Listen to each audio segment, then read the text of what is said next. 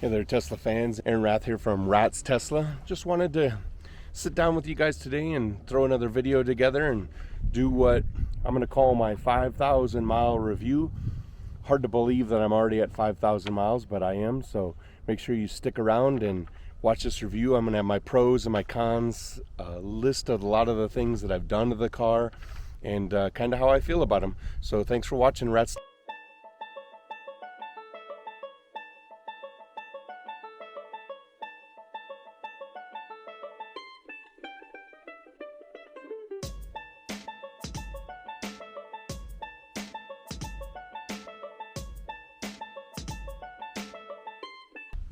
So as I said, a list today of my pros and cons of buying the Tesla.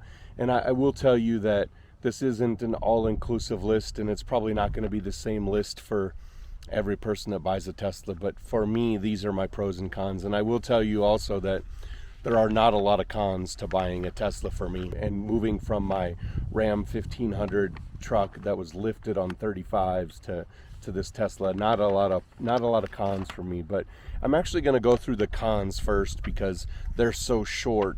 And so here are my cons to buying a Tesla. The first one is that we drive it everywhere. Now, why is this a con? Well, because now it gets the bulk of the miles that we put on our vehicles. When I had my Ram 1500, the vehicle I had before this, and we wanted to go somewhere as a family, we would take my wife's Ford Explorer because it was more comfortable for the family. It got better gas mileage, and so it sucked up most of the miles. So the truck didn't get a lot of miles put on it. The fact that I've put 5,000 miles on my car in basically 5 months will tell you that that's a lot of miles for me, considering that I haven't been driving to work a lot. Now when I start driving to work more, coming this new year, it's going to pick up a lot. So, but the fact that I've driven 5,000 miles and haven't driven to work many days is a big deal. The second con is all the time and energy that it takes to keep this car clean. With my truck, trucks are supposed to be dirty. Now, don't get me wrong, I kept my truck very neat and clean like I do all my vehicles. But if it got dirty on the outside, it wasn't really a big deal. It was supposed to be dirty. It was a 4x4 truck. I took it on the back road. I drove it out in the country. It was supposed to be dirty. So with the Tesla, it's that beautiful red color, and it's got to be clean. When it's not clean, you kind of look at it and go, wow, why is that car not clean? So that's my second con, is the time and energy that it takes for me to be able to keep that car clean. Not many cons, we've seen that, just a couple that I have. I think, there's probably a couple more that I could probably touch on. The fact that, and I'll get to them, rims and tires and stuff like that, and I'll get to those here in just a little bit when I start talking about a couple other things. For my pros, though, there are so many, and I'm just going to list my top three. The first one is that it's just a ton of fun to drive. Whether you're stomping on the throttle and getting into traffic, or pulling up to a light against some little high schooler in his Ricer who thinks his WRX is fast, and then you smoke him. It's just so much fun to drive. And then on top of that, with the full self-drive Beta 10.5 that I have, that just makes it that much more fun to drive. When I drive to work, or when I'm driving for distances, to be able to put it in full self-drive and let the car do the bulk of the work is so relaxing. It's actually, you get somewhere and you're not stressed out from the drive. So that's probably my biggest pro, is just how much fun it is to drive. My second pro is my wife's ICE vehicle, her Ford Explorer, has been driven very little since we got it. And so not only am I saving money by not putting gas into my truck, but I'm saving money because I'm not putting that many tanks of gas in my wife's vehicle. Honestly, in the 5 months that we've had the Tesla, well, I guess we're a little over 4 months now, my wife's vehicle's probably had 5 tanks of gas put in it. And mainly that has been done because we've had to drive to the Denver airport from where we live, which is about a 50-mile drive. We've gone there like 4 times. The bulk of the miles are driving back and forth to the airport and driving to Denver to see family and stuff like that. But for the most part, my wife's vehicle sits in parks, which brings me to what I'm going to call the biggest pro. I did a video a while back, and I'll try and link it up above if I don't get to it, sorry. But I did a video a while back about an app called OptoWatt and how much my car was saving me in a month. Well, I have a little bit more data, and I've gone through and I used OptoWatt. So bear with me a minute because I have to read this from a piece of paper because I wanted to do all the math ahead of time. So as of making this video, I've put 5,436 miles in my car.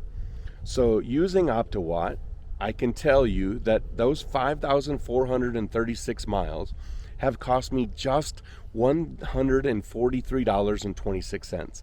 You heard me right, $143.26. So I'm going to do the math, and I'm going to put it up over here probably just so that it's easy to follow along. So 5,436 miles driven cost me $143.26.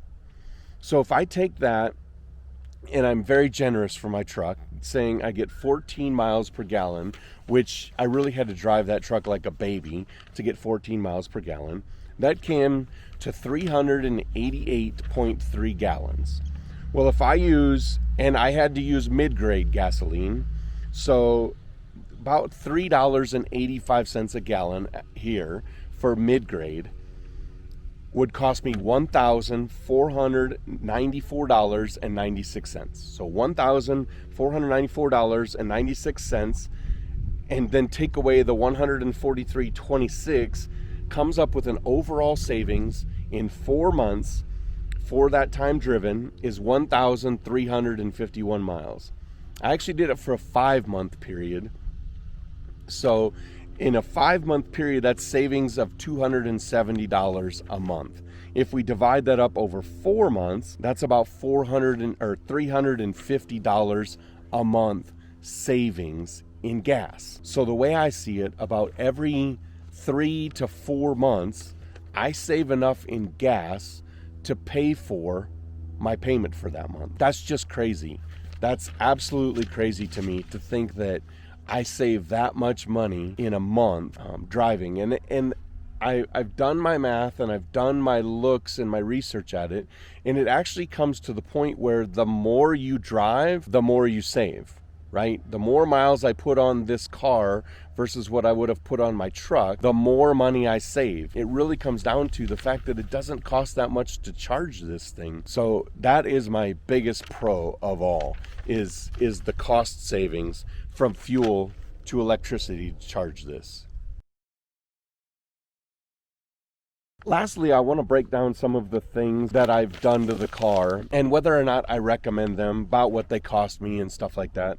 And the first one is PPF, or paint protection film. I see a lot of debate, and I hear a lot of people talk about wasting the money on PPF, whether it's a waste of money or not. And I can tell you from my standpoint, and living in northern Colorado, where when it snows they put a lot of gravel on the road, it is not a waste of money. I spent about $2,200. I had my whole front part of my car PPF'd, and then I had the rocker panels in front of the rear tires. Has not been a waste of money. As a matter of fact, I just noticed the other day I did have a ding in the PPF. It did not affect the paint. I have full healing PPF. I parked it out in the sun and it fixed itself.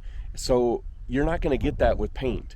It's not going to be a fix itself type of thing with your paint. And with the red multi-coat that I got, I know that those chips would show up, because before I got PPF, I had 2 chips that I had to fix before I put the PPF on, because they showed a white speck. PPF is a resounding yes. Get it. 2 thumbs up. The next one is tint. I just did a video on my window tint that I did. I did 20% all the way around the back, and I did 80% on the windshield. And the question has to be whether or not I would do it again. The answer is yes and no.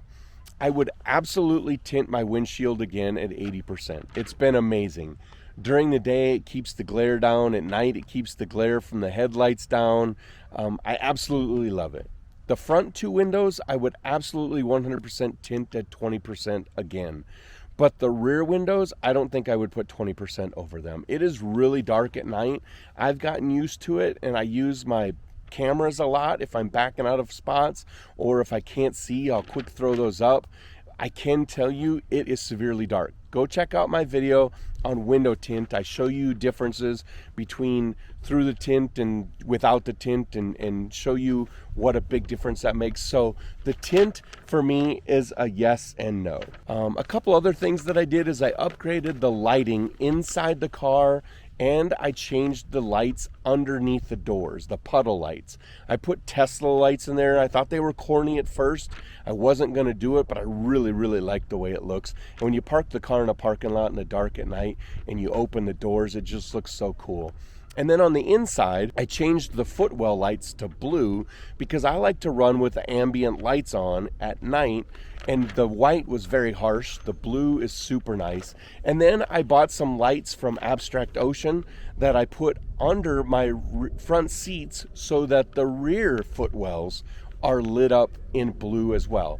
And I'll put links to everything that I bought so you can get them too in the description below. Make sure you go back and check all my videos. I did videos on the footwell lights. I did videos on the install and the showing of the Abstract Ocean rear footwell lights. So go check out all those videos. If you're not sure how they look, check out the videos. Trust me, those two things, the upgrade of the lights, are a must from me. I really, really like the way they look. The next one, before I bought the car, I had heard so much talk about wind noise and how loud it was on the highways and all these things. So before I bought the car, bought a wind noise reduction kit. When I got the car, the part that I got for around the top glass was mounted so well that I could not install it. You just couldn't get it thin enough to get it installed in the crack between the body and the glass. The glass was just installed so good.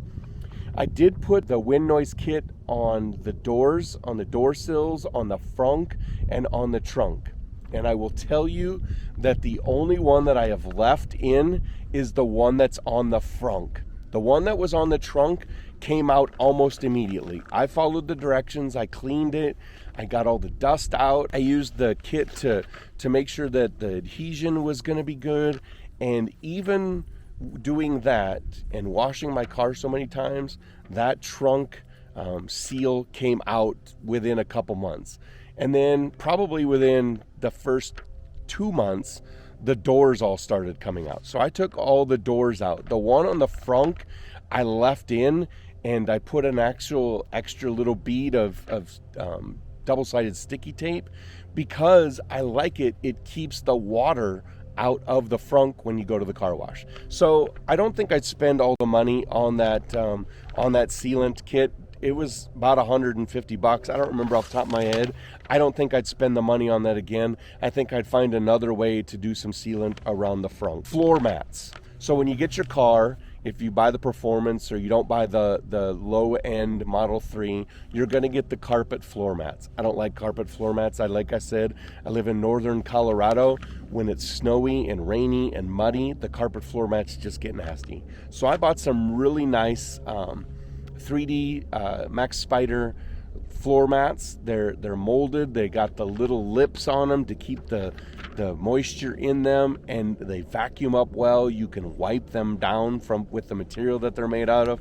Absolutely love them. Would buy them all over again. And then I did sealing of my seats. I did a video on how to do that and the material that I used to use that. So go back and check that out. And I would do that again. The seats have held up very, very good. Over 5,000 miles I've put on the car.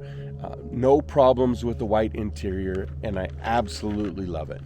And that is really the things that I've done. Now I do have some really cool upgrades on the way coming, and I'll have videos on those in the future. So make sure you follow me, and we'll get those showing. So that's my upgrades. One more segment, I want to talk about some of the misconceptions that people talk about with Teslas.